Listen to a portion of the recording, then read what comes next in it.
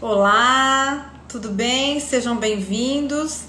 Eu sou Cristina Monte e nós estamos começando mais uma live aqui do Projeto Inovar. A gente já começou na terça-feira falando sobre os desafios do home office e hoje a gente vai falar sobre a retomada e a inovação tecnológica, como que a inovação pode ajudar a gente aqui nas nossas atividades. Sejam todos bem-vindos, boa tarde. Eu vou esperar mais um pouquinho para a gente começar. Boa tarde, Fabiola. Olá, boa tarde, Eduarda. Muito bom, obrigada por vocês entrarem. Só mais um minutinho e nós vamos começar.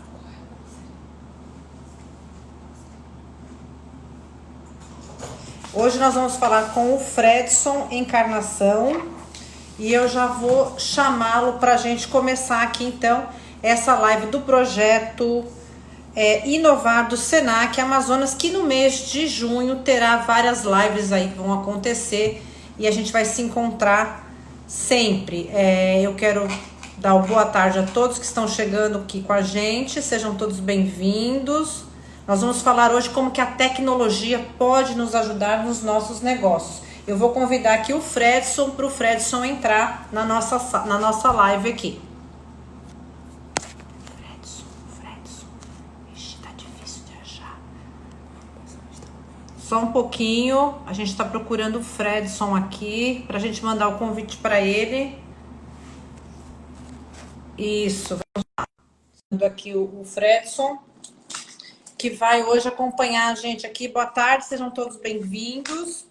E eu vou falar para vocês mais ou menos como que vai funcionar. Nós vamos fazer o seguinte, a gente vai começar com o Fredson e nós vamos desenvolver aqui o assunto. Depois, no finalzinho da live, a gente vai entrar com vocês para vocês também participarem. Boa tarde, Fredson Encarnação, como vai? Tudo bem? Olá, boa tarde, tudo bom? É você? Tudo bem, seja bem-vindo nessa live do Senac, que conta muito com a sua contribuição. Maravilha. Tá me escutando direitinho, Fredson? Estou ouvindo bem. Maravilha. Fredson Encarnação, quem é você? Conta aí um pouco pra gente o que você faz, qual a sua área, pra gente te conhecer um pouquinho. Então, a gente trabalha há 2 décadas com essa área de tecnologia e inovação. Começamos lá atrás com tecnologias que hoje em dia são consideradas obsoletas e por isso que a gente precisa se reinventar o tempo todo, certo? Dentro desse contexto, a gente já atendeu diversas indústrias. Hoje em dia, a gente também atua com aceleração de startups.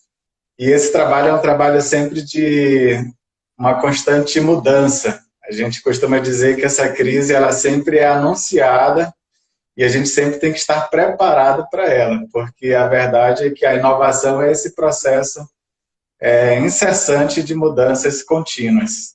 E agora, né, Fredson, numa velocidade muito maior. Eu tenho a impressão que quando você começou há 20 anos, o ritmo das coisas não eram tão rápidas. E nessa velocidade que agora, até por conta da pandemia, tudo acelerou muito mais. Sim, isso é muito verdade. Nós estamos sentindo isso num volume nunca antes percebido por toda essa geração.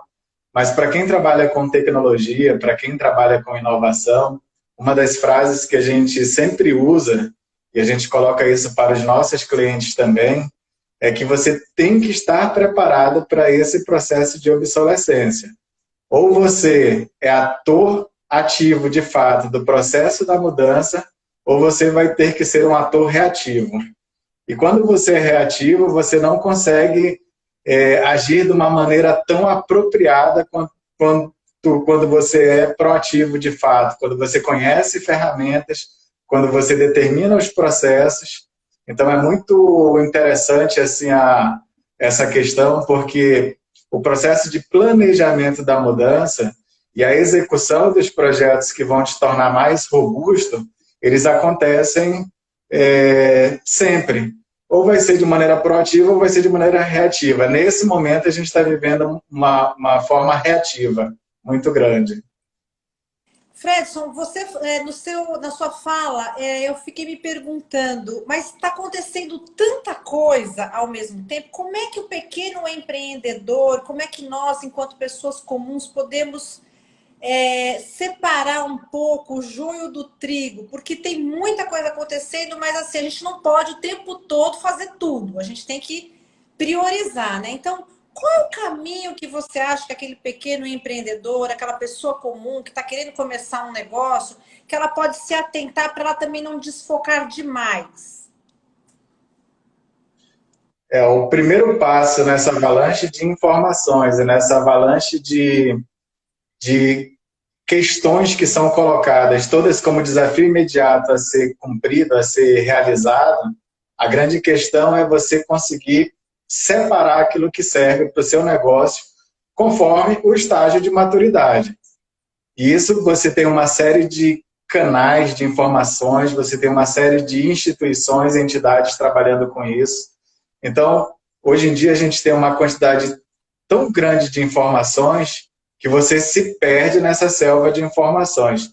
Tanto é verdade que tem se colocado que o papel do professor, por exemplo, hoje em dia, ele tem mudado para ser um papel de conselheiro, né? É um papel de quem te diz qual é a melhor fonte de informações e você tem que aprender a aprender, ou seja, você tem que saber separar o que te serve e o que não serve.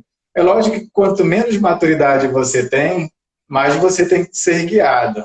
É o caso das nossas crianças, por exemplo, e é o caso dos novos empreendedores. O novo empreendedor ele começa ali por um processo de curiosidade, ele não tem total certeza se é aquilo que ele quer. Alguns empreendedores entram nesse contexto por necessidade, não por um senso de fato de oportunidade. O fato é que você tem que ter os canais apropriados. E aí é lógico que você conta com o próprio Senac, na questão de formação, você conta com o próprio Sebrae na questão de apoio a empreendimento, por exemplo.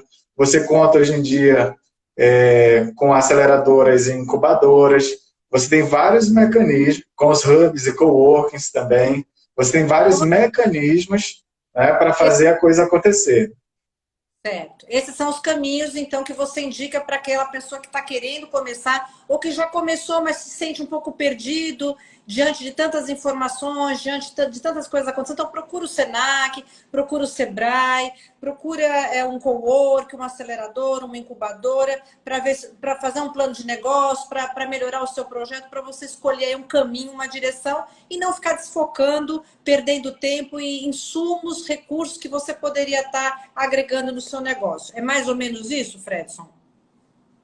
É exatamente isso. E o passo anterior, que eu poderia dizer, é tentar convencer um amigo, não, minto, não necessariamente um amigo. Um amigo, às vezes ele passa a mão na cabeça, né? Diz, esse negócio é muito bom, vou te dar um tapinha nas costas aqui, esse negócio vai dar certo, é uma palavra de incentivo.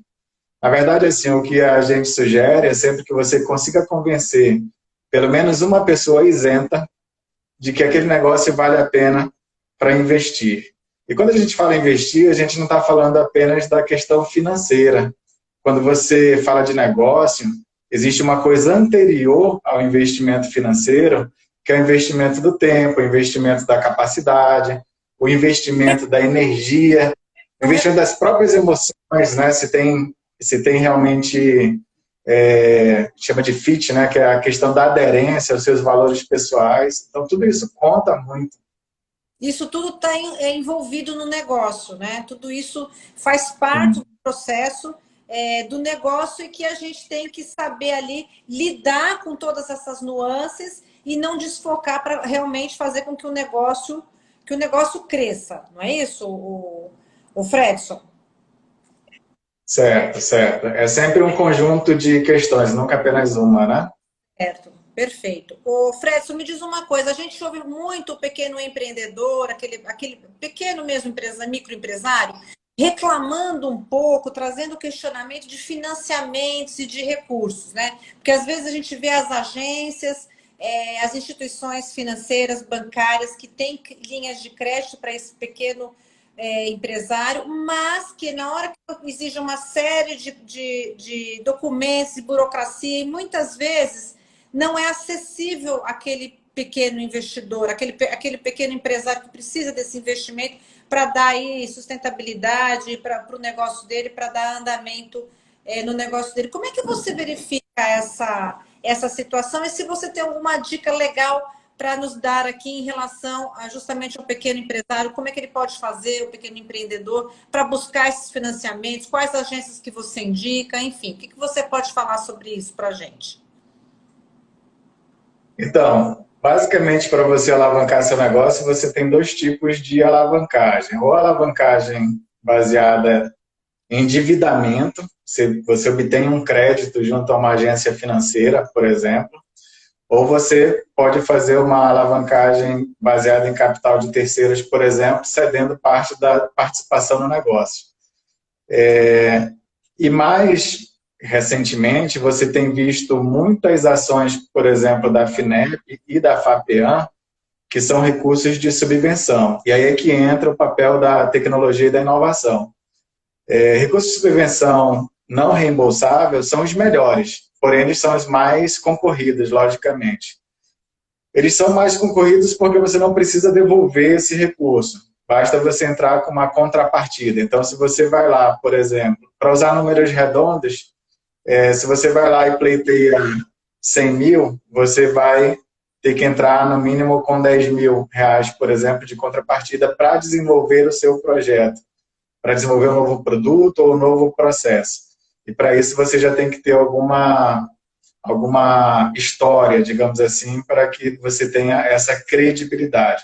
É um tempo de já tem que ter um tempo de estrada da empresa, já tem que ter no mercado. É isso que você se refere? Sim, sim, existe uma trilha de acesso a recursos. E essa trilha ela sempre passa primeiro com investimento pessoal. Existe uma trilha que a gente costuma desenhar, que é uma trilha em que primeiro tem o investimento pessoal, a gente usa o termo bootstrapping, então é um investimento do próprio empreendedor, mínimo que seja, de tempo, energia, dinheiro. Depois vem família, amigos, né, aqueles incentivadores. E depois é que vem nessa escada de investimento outros mecanismos. E aí é onde tem essa divisão. Se você vai querer fazer um investimento baseado em crédito, de fato, que você tem que pagar de volta com alguma carência, com juros também.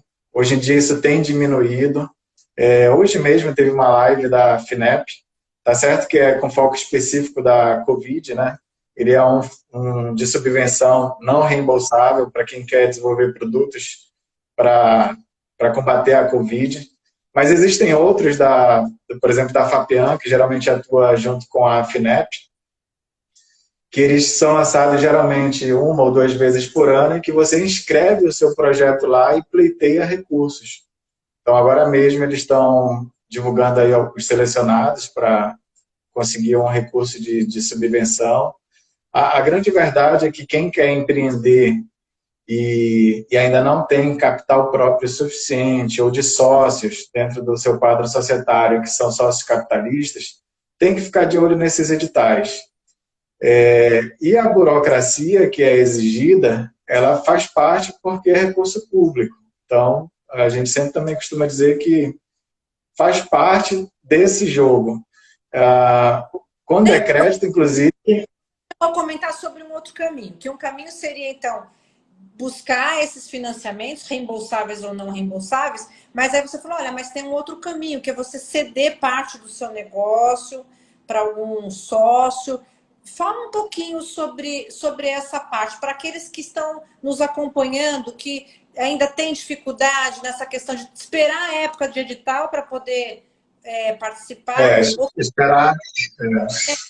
Esse que vai 2 vezes por ano, então eu tenho que esperar lá para, né? Às vezes você não tem esse tempo. Então fala um pouquinho sobre essa outra abordagem para quem está nos acompanhando, se não consegue um recurso financeiro através de alguma instituição ou através de editais, dá essa ideia para a gente, elabora melhor essa ideia de sociedade e de cotas societárias, como é que isso pode ser feito? Então, pronto. Eu vou começar falando uma frase do Raul Seixas, lembra O nosso Grande. saudoso Raul Seixas, né? O maluco beleza, né? Uma das frases lá da música, eu falo, sonho que se sonha só é apenas um sonho que se sonha só. Sonho que se sonha junto é realidade. Então, assim, se você consegue convencer mais alguém de que aquele sonho vale a pena e alguém que também dentro daquele contexto pode contribuir, aquilo ali já começa a se tornar realidade. Uma pessoa sozinha, ela vai ter muita dificuldade de avançar, muita dificuldade mesmo. E se ela já de imediato contrata um empregado CLT, por exemplo, ela acabou de construir um custo fixo mensal. Ela foi lá e começou a pagar um aluguel, mais um custo fixo mensal. Ela foi lá, por conta disso, ela começa a pagar energia, água, luz, e mais o que tiver que pagar de taxas. Então, rapidamente ela começa a ter uma estrutura de custos que vai comprometer o pouco faturamento que ela tem no início. Então, você tem que dividir essa força de trabalho, que principalmente é a sua capacidade técnica, né, daquele saber fazer, aquela competência específica, e você traz consigo alguns sócios que vão te ajudar a crescer no negócio. Então, se você não é bom em marketing, traz alguém de marketing. Se você não é bom de vendas, traz alguém comercial. Se você não é bom sequer na área técnica, você traz alguém bom tecnicamente e você fica com aquela área mais administrativa, por exemplo. Então, a grande... Inclusive, a grande... Somar habilidades e Cortou. Isso. O que mais se avalia hoje em dia em investimentos, inclusive em startups, que é o contexto que eu mais atuo, é justamente a capacidade do time. E essa capacidade, via de regra, ela tem rodado ali na casa de 4 pessoas trabalhando em conjunto em competências complementares. Porque é isso que permite gerar resultado. Um resultado consistente, eu digo, né? Então, quer dizer, a gente não é bom em tudo, né, Fredson? A gente não pode também Isso, não, não. todas as áreas do negócio. Então, mesmo que seja um microempreendedor, uma dona de casa que está começando lá a vender bolo, então que ela contrate uma pessoa que faça a entrega, uma que entenda melhor de caixa, de faturamento, contabilidade, o outro que faça as compras do mercado, que veja essa questão para ela, né, dos recursos, enfim. A gente pode começar pequenininho, mas a gente pode chamar pessoas com determinadas habilidades para determinadas áreas que vai nos ajudar aí nessa gestão de um negócio. Nesse exemplo específico, entra o papel de processos de tecnologia, porque por conta das inovações que foram criadas, como, por exemplo, os serviços de delivery, como, por exemplo, os serviços de entrada de clientes de forma online, ou mesmo o WhatsApp Business, que é uma tecnologia simples, que está sendo das mais utilizadas nesse momento da pandemia, por exemplo, para fazer pedidos de compras. Hoje em dia você tem um acesso à tecnologia que está na palma da mão de todo mundo e você consegue terceirizar parte dos processos que no passado você tinha uma grande complicação para realizar. Então, esse momento ele tem servido para fazer uma inclusão digital forçada daqueles que não utilizavam a tecnologia, bem como está servindo para você fazer parcerias que, de outro modo, você esperaria o melhor momento. E a verdade é que a inovação ela tem que justamente romper com essa nossa forma de trabalho, essa nossa forma que a gente está acostumado, a gente está ali naquela nossa situação de conforto, né?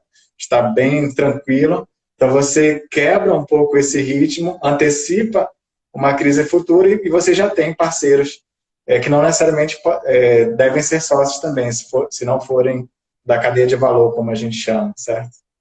Ou seja, eu acho que tem também uma mudança de mindset aí de que a tecnologia ela realmente ela vem crescendo e agora com a pandemia ela vai crescer muito mais e que a gente tem que estar aberto também a essas novas tecnologias, mesmo que simples, como você falou, muitas empresas, pequenas empresas correram para montar o seu site rapidamente para não perder mercado, outros foram para os marketplaces e a parte de delivery aumentou muito, quer dizer, tem ferramentas simples, mas que podem ajudar muito o seu negócio se você souber conhecer bem o seu negócio e o que você precisa, né? Usar a tecnologia que realmente te cabe. Como a gente tinha falado numa outra ocasião, não adianta você querer usar Big Data ou querer usar inteligência artificial no negócio se você ainda não está nesse grau de maturidade. Exatamente. Existem os graus de maturidade. Você tem que entender o que acontece no contexto externo e você tem que saber se posicionar, né?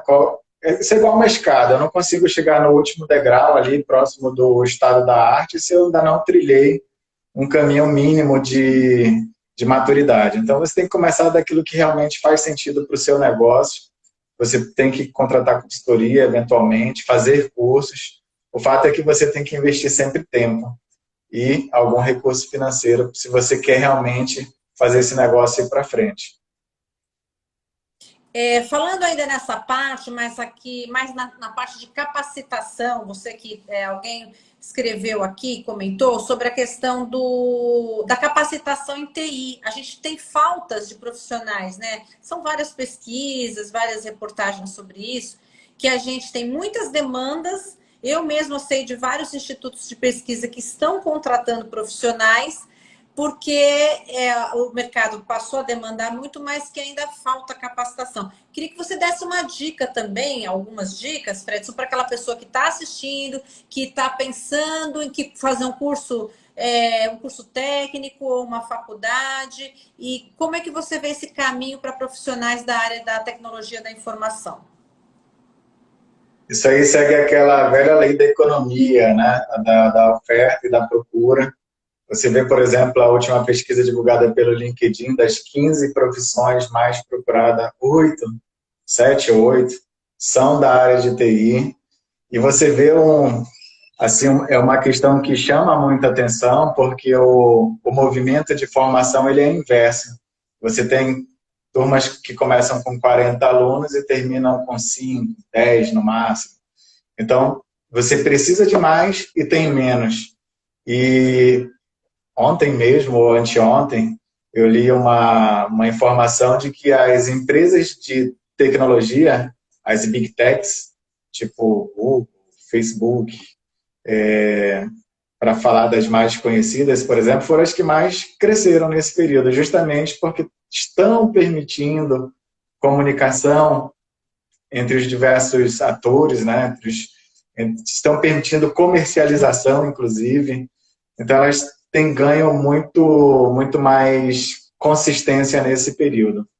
O fato é o seguinte, é que, especialmente para países que nem o nosso, como o Brasil, que somos extremamente criativos e pouco analíticos, a nossa dificuldade de formação técnica, ela é uma questão cultural também. Não é uma questão pura e simplesmente de colocar mais gente na sala de aula. Essa atividade, ela é uma atividade que requer paciência, é uma atividade técnica que eu digo de programação, por exemplo, ou de construção de hardware. Ela é uma atividade que exige um esforço mental alto, uma capacidade dos professores também muito alta, e aí o que tem que acontecer é uma graduação maior dos próprios professores. Aqui mesmo no Amazonas a gente tem visto uma formação maior de doutores, de mestres e doutores, isso é muito bom para a nossa sociedade local. E a gente tem visto aumentar um pouco essa capacidade técnica das pessoas desde o nível médio. Mas no nível médio a gente tem aqui duas instituições, praticamente. Uma a Fundação Matias Maquirini, que é multipatrocinada e sempre está precisando de mais apoio, que forma excelentes profissionais, ali desde novos, né? É um bom caminho começar desde novo, quanto mais novo, melhor. E o IFAM. Fora isso, a gente tem ali uma outra iniciativa como disciplinas espalhadas dentro de uma grade de um curso normal. Depois a gente tem as graduações da federal e da estadual e algumas espaçadas ali nas particulares, mas a gente ainda não tem a densidade necessária, o volume necessário para que a gente realmente possa ser o que a gente quer ser daqui a 5, 10 anos. A gente está construindo isso ainda. Mas a gente já tem outros profissionais que entendem a necessidade disso tudo acontecer. Isso é bom. Porque também não adianta a gente ter a tecnologia e não ter capacitação para gerir essa tecnologia. Agora, só para encerrar esse pensamento específico, o que é legal de salientar é que a gente não precisa formar apenas programadores, digamos assim, ou analistas de sistemas, desenvolvedores de modo geral, né? É importante que as graduações e os MBAs, eles coloquem disciplinas justamente para que as pessoas entendam o que é inteligência artificial, o que é Big Data, o que influencia de fato no seu cotidiano esse conjunto de novos conceitos, né? Indústria 4.0, isso é internet das coisas, é extremamente essencial, sim. Para contribuir para uma melhor formação e uma nova realidade que está surgindo agora com o novo mundo normal. Isso. Voltando um pouquinho, Fredson, a Marcilene perguntou aqui, quem é pequenininho, quem é aquele microempreendedor, quais ferramentas tecnológicas ele pode usar nesse momento aí de pandemia para não perder muito o mercado e não diminuir muito os seus negócios? Certo. O que nunca pode esquecer são os pontos de contato com o cliente. Então, como é que você se relaciona com o cliente? Como é que você consegue perceber essa demanda dele? Como é que você consegue perceber, inclusive, a dificuldade dele? Porque a verdade é que muita gente, esses dias mesmo estava fazendo uma compra, por exemplo, e a própria pessoa falou, desculpa, eu sou analfabeta digital, estou aprendendo. Então, assim, dos dois lados, existe uma dificuldade, então não é só do lado do fornecedor, não é só do lado do cliente. Então, aí existe uma necessidade de você ter um relacionamento contínuo com o cliente, entender claramente qual é a demanda dele, e você fazer uso de ferramentas simples mesmo. O WhatsApp já está na mão, todo mundo sabe usar, até o vovô, a vovó sabem usar, colocando a fonte um pouco maior e usa tranquilamente, né? Então, assim, a gente não precisa reinventar a roda, a gente não precisa inventar grandes processos nesse momento. Para quem está nesse contexto aí do pequenininho, quem está querendo continuar se comunicando com o cliente de uma maneira efetiva. E, do ponto de vista de processos internos, você tem que ter ali um mínimo de organização. Se é post-it que funcione, que seja post-it, ele é uma tecnologia. Como foi o quadro negro lá atrás com o giz, ele era a tecnologia da época. Se não é o post-it, que seja o Excel, por exemplo. Agora, se você já tem um...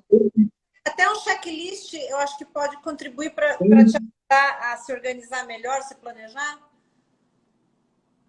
O importante é não deixar tudo na cabeça, porque a cabeça tem limitação, a cabeça tem novos estímulos vindo a toda hora, de tudo quanto é canto, então você tem que conseguir separar, né, o que é demanda, o que você está fazendo, o que você já fez, o que está pendente com aquele cliente. Se você consegue, por exemplo, ter um serviço recorrente, se está na hora de entrar em contato de novo com esse cliente, talvez seja a hora de fazer uma primeira contratação, mesmo que seja de um menor aprendiz para te ajudar. O menor aprendiz está dominando tecnologias melhor do que os antigos. Sim, sim. Fantástico. Você tocou num ponto que me chamou muito a atenção. Porque justamente por essa questão da pandemia, a gente parou de fazer um monte de coisas que a gente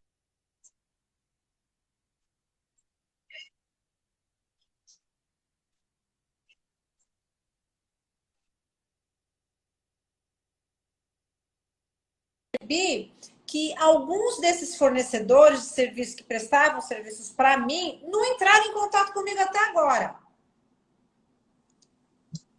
Quer dizer, a gente já está aí com nós estamos aí com 2 meses e lá vai fumaça aí de pandemia. E um dia desse eu me parei, eu acho que foi ontem, um dia desse, e pensei exatamente isso que você falou. Eu pensei assim, eu falei, olha, aquela fornecedora, que inclusive eu tenho um contrato com ela, eu paguei por um serviço, mas não deu para fazer. Nunca mais me mandou uma mensagem, nunca mais me falou do negócio dela. Quer dizer, assim, eu fiquei um pouco espantada, justamente é uma coisa simples, né, Fredson? Mas que você perde a clientela que você tinha, a sua clientela depois vai procurar outros prestadores de serviços, né?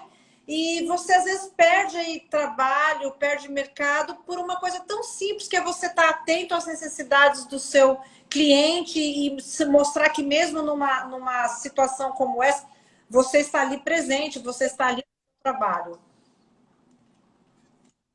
E a necessidade não morreu. E talvez, aí eu poderia até inverter o papel de entrevistador aqui, né?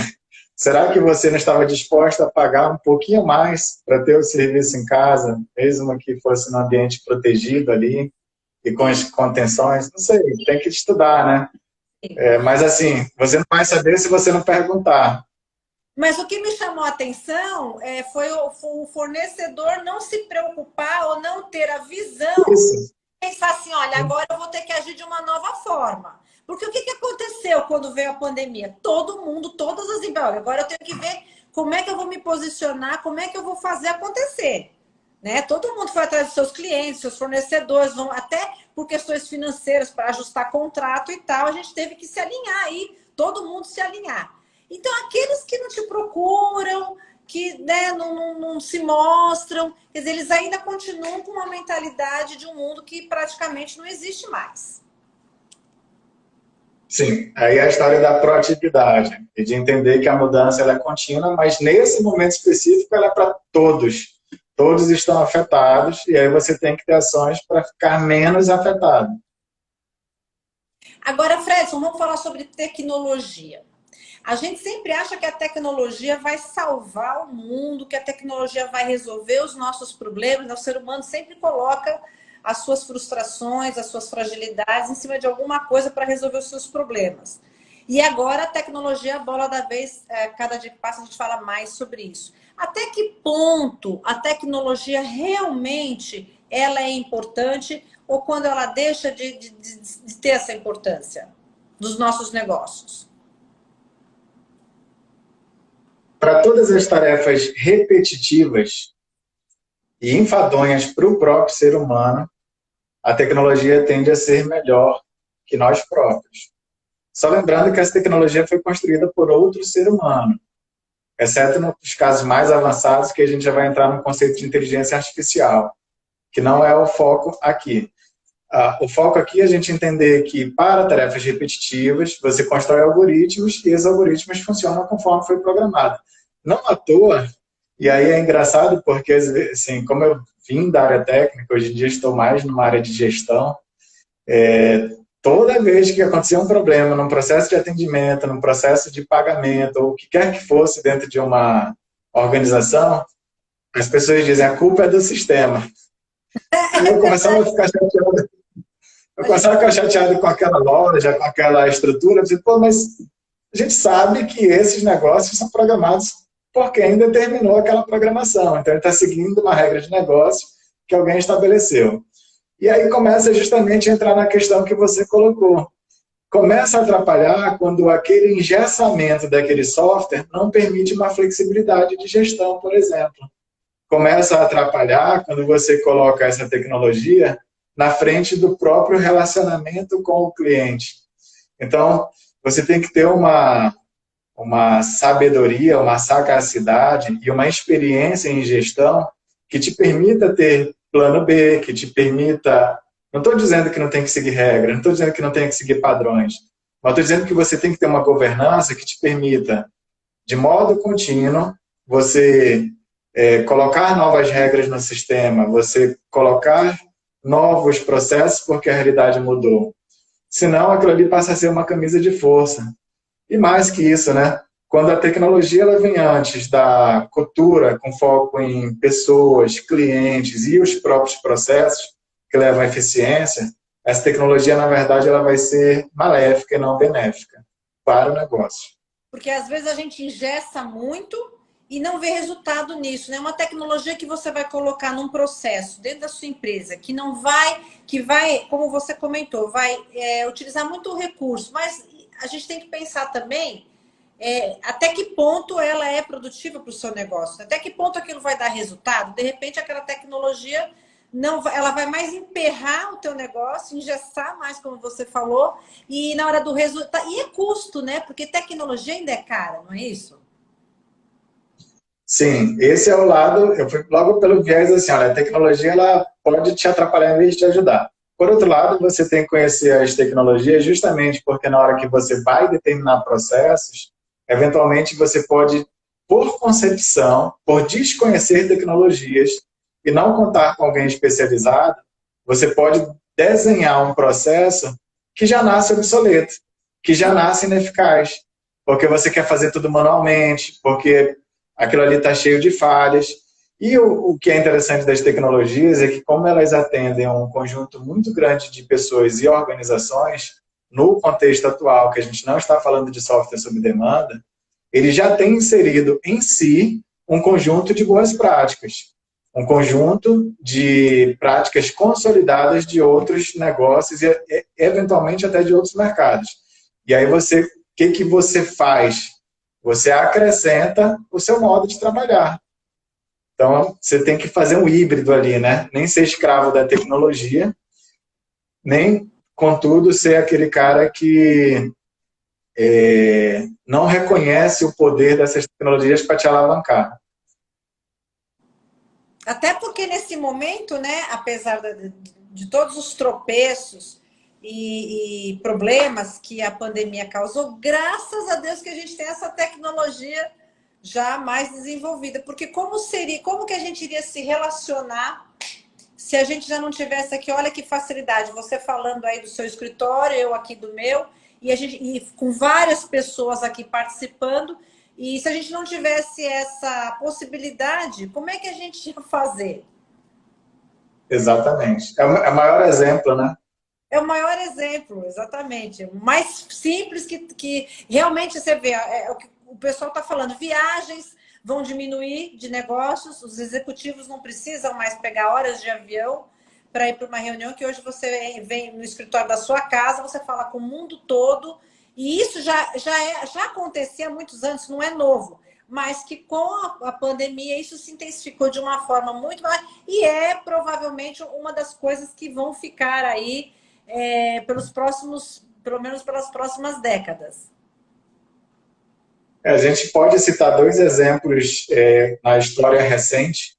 Quem estuda processos de transformação digital, que é um dos focos do meu trabalho, inclusive, você vê, por exemplo, quando é que você entende que a inovação ela passou a ser massificada e deixou de ser inovação? Justamente quando está em uso por todos. Então, você já espera uma inovação, um incremento de inovação, na verdade. Então, a gente pode citar dois fatos históricos, que foi a Primavera Árabe, por exemplo, aquela manifestação gigantesca para derrubar os ditadores, né? E mais recentemente, no governo anterior, aquela greve dos caminhoneiros. Tudo organizado por WhatsApp. Um pelo Twitter e outro pelo WhatsApp. Então, você tem as ferramentas tecnológicas ali facilitando a comunicação, a aglutinação de pessoas. É desafiador você colocar objetivos comuns.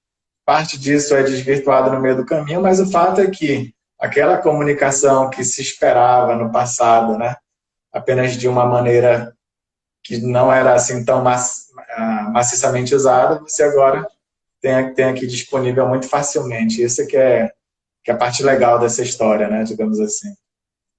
E, Fredson, me fala como é que você vê o uso da tecnologia agora nas nossas indústrias aqui. Você que trabalha muito com as indústrias, como é que você vê agora com essa questão da indústria 4.0, essa revolução toda, a quarta revolução industrial, os processos mudando muito, e agora com a pandemia, como é que você vê o aumento, por exemplo, de startups, ajudando também, talvez no modelo híbrido, também ajudando as indústrias que são pesadas, são grandes, tem muitos processos.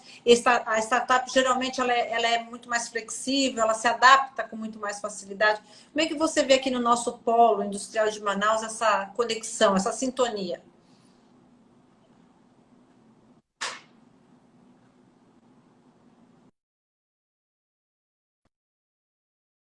Com esse conceito um pouco defasado, né?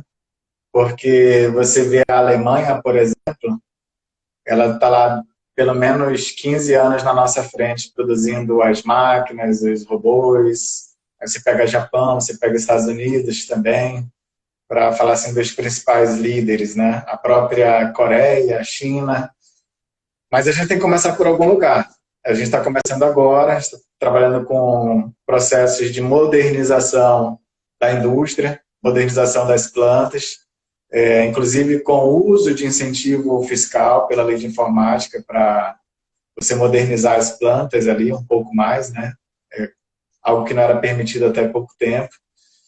E aí a gente está falando tanto de hardware quanto de software. Quando você fala de startups, especialmente startups locais, volta para uma das questões que você colocou lá na frente, né, um pouco antes. Como é que está o nosso conhecimento técnico para isso tudo? Como eu falei, nós estamos melhores nesse momento. Existe um corpo de profissionais que geralmente está dentro dos institutos, como empregados dos institutos, e existem as startups tentando desenvolver produtos próprios. O que eu realmente acredito, e que inclusive a gente está tentando defender isso, tanto no âmbito da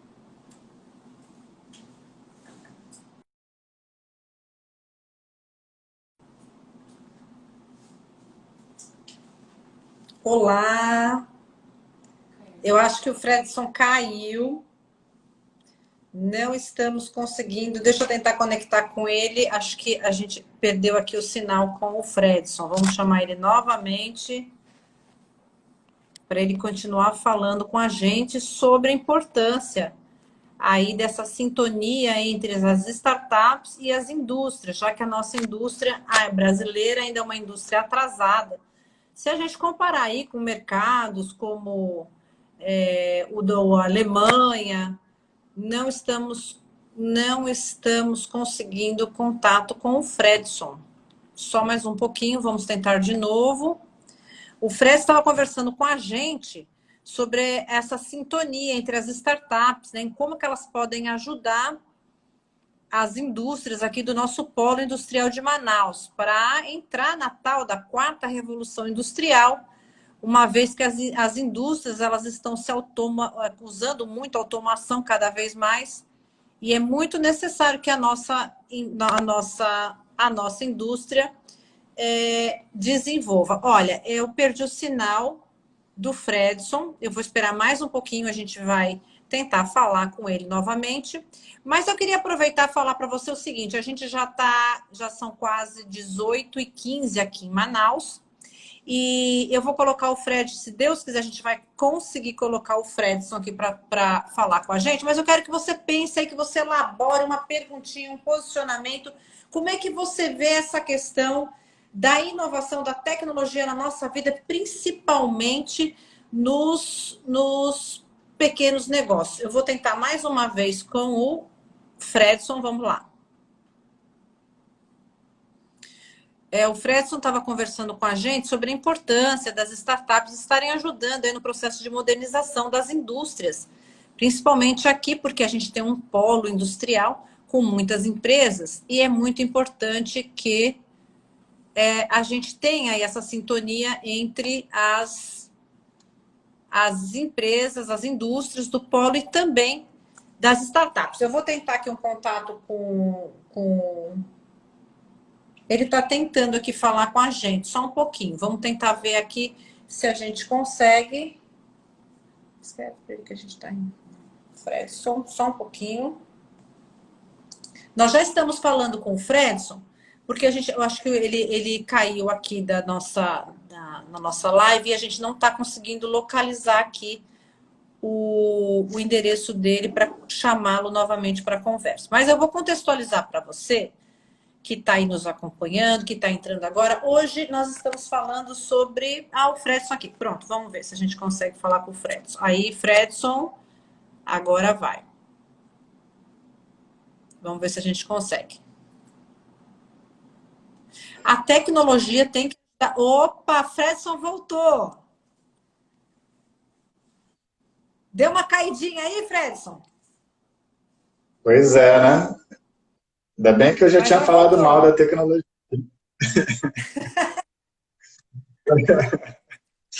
Fredson, tá falando A gente estava no meio aqui da sua exposição e a gente estava falando da importância dessa sintonia entre as indústrias e as startups, que ajudam aí a modernizar os processos para a gente ser mais competitivo. A nossa indústria já é atrasada, se a gente for ver em relação à Europa e a outros países e tal. Como é que você acha que vai ficar essa sintonia pós-pandemia? Será que as indústrias vão confiar mais nas startups, nesse trabalho que é feito, e vão acreditar mais, vão investir mais? Como é que você acha que vai ser para as startups e para as indústrias daqui para frente? Existe um trabalho muito grande de conexão entre indústrias e startups. Isso tem acontecido cada vez de maneira mais forte, mais acelerada, até porque a startup, ela, por ser pequena e por ter um capital intelectual muito alto, via de regra, ela consegue gerar soluções de uma maneira mais criativa e mais rápida. Quando isso efetivamente se torna realidade, a indústria vem e faz parceria ou compra a startup, ou compra o produto da startup. O que a gente espera desse cenário é que isso aconteça de maneira mais forte, especialmente localmente, porque uma das discussões que essa pandemia trouxe foi justamente de aumentar a capacidade próxima de si. Então, você vê o movimento para comprar, até por segurança da questão da saúde pública, você vê comprar próximo de si, contratar próximo de si, evitar maiores deslocamentos, evitar processos muito longínquos. Então, assim, o que a gente espera é que, nesse momento, que mesmo que estejamos atrasados, que nós consigamos avançar um pouco mais. Essa é a parte boa da história, né? Que a gente tem que aproveitar essa onda. Mas essa mesma onda nos faz refletir que nós precisamos de mais profissionais capacitados em tecnologia, desenvolvendo, fazendo a coisa acontecer, porque a verdade é que parte do trabalho repetitivo, como eu tinha falado antes, ele vai ser desenvolvido por máquinas, sim. E aí uma parte da população que trabalha apenas com tarefa repetitiva, ela passa a ter, sim, uma grande preocupação com aquele trabalho que ela exercia até então. Muito bem. Eu vou abrir agora, Fred, para o pessoal que quer mandar sua perguntinha, sua colocação. Você que está nos acompanhando, faça a sua pergunta, vamos aproveitar que o Fredson está aqui. Enquanto isso, enquanto você pensa aí na sua perguntinha, eu quero falar um pouco sobre esse projeto maravilhoso que é o projeto Senac Inovar, que tem um foco em promover uma série de atividades gratuitas e de curta duração, com o intuito de ajudar o empresariado a superar a crise provocada pela pandemia do novo coronavírus. Estão sendo ofertados vários minicursos, cursos de aperfeiçoamento e as nossas lives. Então, você que é pequenininho, que quer entrar num negócio, que quer ter o seu próprio negócio, a hora é agora. Participa com a gente das nossas lives. Nós tivemos aqui na terça-feira, nós discutimos com a professora a doutora Fabiana Lucena a importância aí dos desafios do trabalho home office. Hoje nós estamos com o Fredson Encarnação, que está falando também sobre retomada e inovação em tecnologia. E na semana que vem também a gente vai ter, no dia 9 de junho, às 17h30, ações da FAPEAM, crédito emergencial para micro e pequenas empresas. E depois eu vou falando para vocês o novo calendário. Toda semana, até o final do mês, a gente vai estar aí com uma série de lives para ajudar você que é pequenininho, que quer começar um negócio, que está um pouco desorientado. Então, a gente está trazendo especialistas de primeira linha para falar um pouco sobre esse assunto. Bom, a gente ainda não tem ninguém perguntando, o pessoal está meio tímido aqui, vamos ver se ninguém mais vai perguntar. E eu queria que, enquanto o pessoal não se posiciona, Fred, eu queria que você falasse como é que você vê esse cenário da tecnologia agora aqui no Brasil pós essa pandemia. Você acha que também vai haver uma mudança cultural e comportamental da gente em relação ao uso das tecnologias? Eu não tenho dúvida disso, isso já está acontecendo, acontece próximo de nós, em todos os níveis, dos nossos filhos aos nossos pais e avós. Você vê uma inclusão digital invertida, inclusive, né? Por exemplo, se no passado era o pai que comprava coisa para o filho, agora é o filho que compra coisas para o pai na internet. Então, você vê o e-commerce funcionando de maneira muito veloz. Então, você tem, para o pequeno empresário, especialmente, a dica é agregar serviços na venda de produtos. Olha, Porque ao passo que... para tudo, porque o Fredson tocou aqui num ponto aqui muito importante. Repete devagarinho, Fredson. Essa dica, só você que está aqui na sala que está acompanhando. Pode falar, Fredson. Então, o comércio eletrônico ele não é uma inovação de fato, do ponto de vista de conceito, mas ele é inovação local, porque poucas pessoas efetivamente compravam assim, né? Então, como eu comentei, hoje em dia até o filho compra para o pai, porque esse pai não pode ir ao comércio. A partir do momento que começa a ter entrega na porta de casa, isso passa a ser um risco para o pequeno negócio também. Então, como é que a gente consegue lidar com essa situação? O pequeno empresário, ele precisa agregar serviços, ele precisa melhorar o relacionamento dele com o cliente. Então, é quando você tem a melhor junção, né? Produto com serviço, que isso só o local pode oferecer. Porque, de outra forma, a gente... Dá um exemplo bem palatável para a gente exemplificar. Você oferecer um produto, oferecer um serviço, dá alguma coisa a mais para esse seu cliente. Tá. Vamos pegar um exemplo de oferta de produto com serviço usando tecnologia, por exemplo.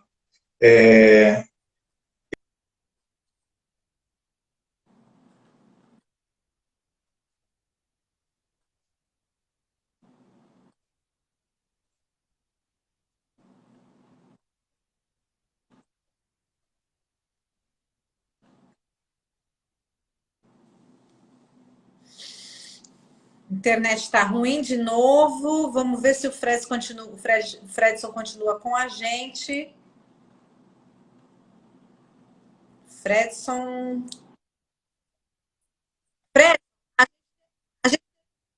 A gente teve uma parada na internet. Isso é só um dos exemplos, né? Essa proximidade com o cliente é mais interessante. A gente teve uma parada da internet, a gente não conseguiu te acompanhar. Eu vou pedir para você, por favor, repetir o exemplo para a gente. Tá, vou tentar dar um exemplo que aconteceu comigo mesmo, então. Agora todo mundo tem que fazer as coisas em casa, porque eu não posso receber pessoas em casa. Momentaneamente eu não posso ter prestadores de serviço em casa. Tá bom, então eu vou lá e tenho que comprar alguma coisa e tenho que consertar alguma coisa.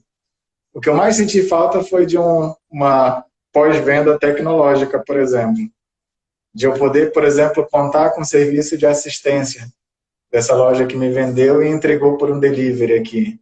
Então, se você alinha entrega de produto com algum pós-venda, com uso de tecnologia, você consegue fidelizar melhor esse cliente.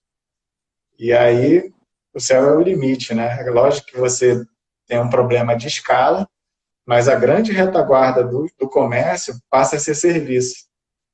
E não o produto em si, porque o produto está aí na internet. Todo mundo descobriu agora, nesse momento. Exato. Quer dizer que a gente tem um campo vasto para crescer. Sim, em produtos, em processos, em serviços. Outra dica que a gente costuma dar, vamos pensar sempre no próximo ciclo.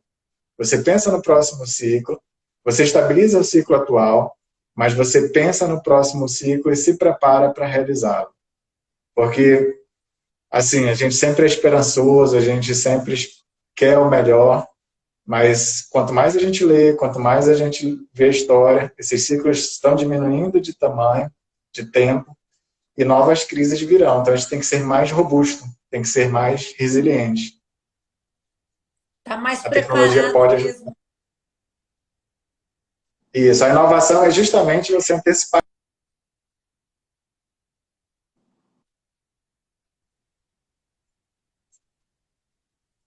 Muito bem. A Leidinha perguntou para o Fredson, vamos colocar a pergunta dela para o uso de tecnologia. Ela perguntou o seguinte, nessa época de pandemia, quais os profissionais, e aí eu complemento da área de tecnologia, já que a gente está falando de tecnologia, estão sendo mais procurados nesse momento? Olha, tem existido uma procura intensa por um tipo de profissional que, inclusive, ele não estava sendo tão valorizado, que é o profissional de infraestrutura. Você vê que todo mundo precisa de infraestrutura, porque é o primeiro passo para você fazer um processo de digitalização. Você tem que ter um bom computador, você tem que ter uma boa impressora, quando você precisa mandar esse documento junto. Você precisa ter uma rede confiável. Você precisa ter um backup, se você não quiser perder as informações. Então, isso é interessante porque é o primeiro passo de um processo de transformação digital. Tem uma palestra que eu ministrei recentemente que fala justamente da diferença dos átomos e dos bits. Mas tudo começa pelos átomos, que são esses produtos palpáveis, senão eu não consigo fazer a parte de software, a parte digital. Depois vem os profissionais que te ajudam a construir os processos de entrega de valor para os clientes. E aí é uma mistura de profissional que lida com o processo, acoplando tecnologia, justamente porque a gente comentou antes que eu não posso definir processos sem levar em consideração que eu já tenho ferramentas disponíveis para determinados passos. Então, não vou ficar fazendo tudo manualmente, anotando com a caneta num papel, por exemplo, que pode voar. Isso pode ser perigoso. Então, eu começo a ter uma mistura de processos com ferramentas de software. Isso para os pequenos, para aqueles que precisam alavancar logo rápido, né? Para as grandes empresas, ali você tem a construção de software propriamente dito e de máquinas, é um processo um pouco mais pesado e mais caro também. O Fredson, o Adailton está perguntando aqui para gente, para você, qual o maior aprendizado que a tecnologia deixará para a sociedade pós-pandemia? Olha, isso dá uma tese de mestrado. Vamos começar, né? Vamos tentar começar agora, então. Só um resumo, porque isso é uma tese de dissertação. Então, pronto. Eu acho que o Adailton está comentando, ele nos leva a pensar sobre o significado das questões. Às vezes você desenvolve uma tecnologia, isso é muito comum, inclusive. Você desenvolve uma tecnologia para determinado fim, daqui a pouco você está vendo ela ser usada para outro fim distinto. Às vezes, alguns construtores de tecnologia até se ressentem, porque dizem, olha, eu não construí para isso. Que fim levou, né? Isso quando é para algo negativo. Agora, para quando é algo realmente útil, como a gente está vendo aí, até um tempo atrás a gente não poderia dar aula online. Agora a gente consegue. Inclusive é recomendado. Até há pouco a gente não podia exercer telemedicina. Agora os médicos conseguem. E é fortemente sugerido. Até há pouco eu não confiava no e-commerce. E agora eu tenho o produto sendo entregue na minha casa. Então, assim, você tem vários exemplos de significado dessa tecnologia e uma valorização ainda maior desses profissionais, desses resultados, dessas startups, porque, de fato, ela massificou. E a gente tem uma curva de adoção de tecnologias que a gente parte ali dos inovadores, passa para os que a gente chama de early adopters, que são os adotantes iniciais, né? São logo depois dos inovadores, e depois é que vem os outros que adotam essas tecnologias. Então, o que aconteceu nesse momento foi que se achatou isso, né? Então, as novas tecnologias, elas deixaram de ser novas. Eu até ontem mesmo... E a gente está se sentindo mais inserido nessa questão da tecnologia, porque realmente ela passou a ser muito mais importante na nossa vida. Hoje a gente não consegue ficar sem o nosso smartphone. E ali a gente resolve uma série de coisas que você, pelo smartphone, você faz, e cada dia mais isso ganha mais importância, principalmente por conta da pandemia. Sim. Ontem eu brinquei com a minha mãe, porque ela tinha que fazer um curso de teologia pela internet. Eu falei, tá aí, ó, teologia com tecnologia. Ela tinha que participar de uma aula. Está participando toda semana de uma aula por semana. Uma senhora de quase 70 anos, incluída digitalmente aí. Maravilha, né? Você vê que coisa boa, que apesar de todos os malefícios da pandemia, a gente também está se conscientizando mais de usar mais a internet, de fazer as nossas compras, de resolver vários problemas pelo computador, e isso é muito salutar, porque daqui para frente a gente vai ter que usar cada vez mais esse tipo de tecnologia. E outras que virão. Sim. Fredson, antes de encerrar e antes de te agradecer, eu quero convidar todos vocês que estão nos acompanhando aí no dia 9 de junho, às 17h30, aqui horário de Manaus, em Brasília, 18h30, a gente vai estar com o Toniel Tavares Monteiro. Ele vai falar sobre ações da FAPEAM, crédito emergencial para micro e pequenas empresas, assunto que, inclusive, né, Fredson, a gente chegou a falar um pouquinho aqui. Eu convido você, Fredson, também a fazer parte dessa discussão na próxima semana. Ótimo. A gente está chegando ao final de mais uma live, a segunda aí do Projeto Inovar. Eu quero agradecer muito a presença do Fredson Encarnação, que trouxe aqui um monte de dicas para a gente, falou um pouco do cenário nacional, internacional, da questão de financiamentos, de busca por recursos, dessa aproximação das startups com a indústria, enfim, foi um papo muito bacana. Agradeço demais a sua presença e sucesso para você, Fredson. Ótimo. Eu que agradeço o convite, agradeço aí o excelente bate-papo. Maravilha. Gente, vocês que estão aí nos acompanhando, a gente vai se despedindo, mas semana que vem eu tô de volta com mais uma live. Boa noite para vocês e até a próxima. Tchau, tchau. Tchau, tchau.